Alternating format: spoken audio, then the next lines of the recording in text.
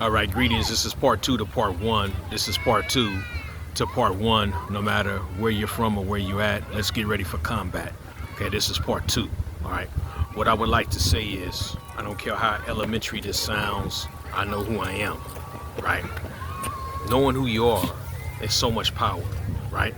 I remember watching a Batman cartoon with my children not too long ago, and in that Batman cartoon, I remember Bruce Wayne had gotten into some type of explosion or something where he had actually lost his mind. He lost his memory. Excuse me, he didn't lose his mind, he lost his memory. So he had temporary amnesia where he forgot that he was actually Batman.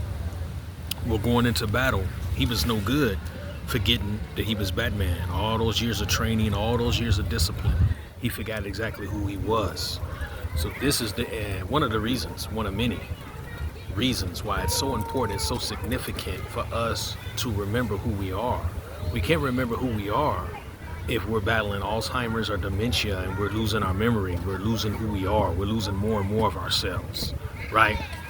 So it's so vitally important for us to remember who we are, and more importantly than that, to remember why we are who we are, and more importantly than that, to remember why the Creator assigned us and created us to be who we are to be and to do what we are supposed to do.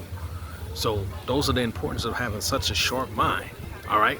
Such a sharp mind. So we have to have our mind sharp. We have to have our mind ready.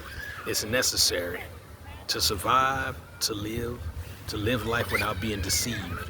Because if you don't stand for anything, if you don't stand for something, you'll fall for anything. Blind can't lead the blind, because the blind lead the blind, both shall fall into the ditch. So we got to remember who we are. So this is another reason why that mind has got to stay pumped. That mind has got to stay sharp. That mind has got to stay healthy. That mind has got to stay strong. That mind has got to be flexible. That mind has got to be open.